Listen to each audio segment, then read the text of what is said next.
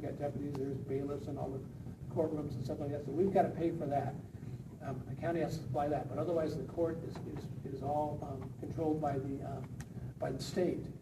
And so, so it's hard for us to convince a judge, because we don't control their paycheck, first of all, that they need to work with us. But we're going to start to work very hard with the judges and try to convince them that they need to, because judges, in essence, all judges are elected, at least our Superior Court judges here are elected. They don't have, they're not challenged very often in our county.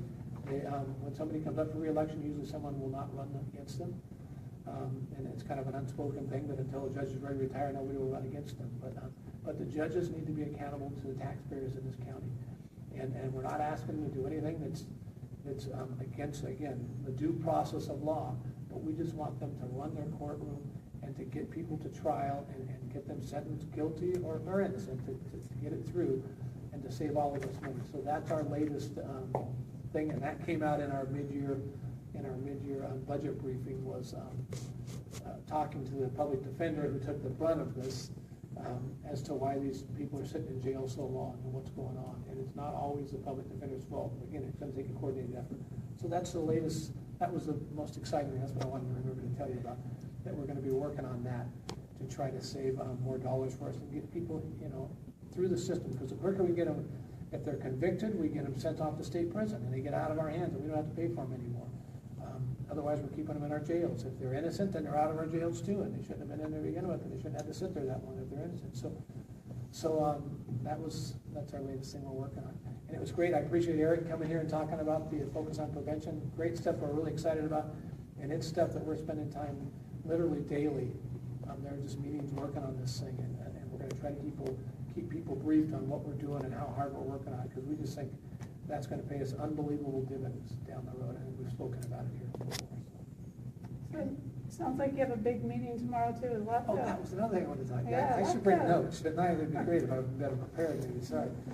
We have a big LAFCO meeting tomorrow regarding, and I sit on LAFCO as I used to be an alternate, but then I was the chairman this year, and I appointed myself on the board. And so, and that's, the chairman has the ability to do that. But Bill O'Brien agreed with me. It was very nice of him to let us. So he moved to alternate, and I moved. LAFCO has a policy in place. It's ag mitigation policy, which means for every acre of ag land that's taken out of production, you need to replace it permanently with another piece of ag land that will never go out of production. And it's through conservation easements that you do that. So if you're going to go out and pave over 20 acres, a city wants to annex land and pave over 20 acres in connection with residential property. If they want to build houses on it, this only applies to residential property.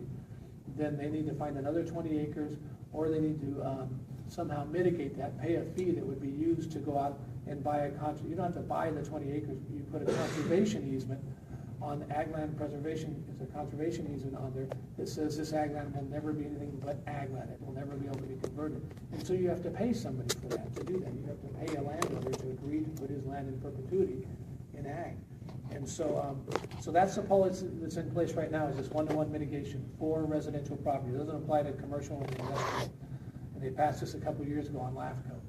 And so every city in the county that wants to annex additional land, they have to come before LAFCO to get permission. And if it's ag land that they're trying to annex, they're going to have to show that they're going to mitigate that with this one-to-one, if they're going to find another acre somewhere that they're going to make permanent. Well, there was, the city of Patterson was trying to circumvent the system, because part of this policy says you don't have to go out and physically find and actually purchase an ag land conservation easement on a piece of land. You can just pay a fee, and that money then will be used to go out and find it for you. Well, Patterson came up with was trying to circumvent it by just coming up with this low fee of $2,000 an acre. That they would say that's all we need to do is use $2,000. Well, that's ridiculous. That's not even close to. We're not talking about buying the land, but it's usually about a third of the value of the land is what these conservation easements go for. There's been some in our county. If you go out on Mays, which is a good thing, we're trying to get them on Mays so that when we get the new freeway going on 132 on Mays, that we'll have these conservation easements in place, so they won't be able to build along Mays. And the Getty Ranch, the Olm Ranch, they sold an easement on these conservation easements were purchased from them. And anyway, it's usually about a third of the value of the land. So we're thinking it should be closer to $9,000 or so, something that. So Patterson was trying to circumvent it, and then they've gotten all the cities worked up about it.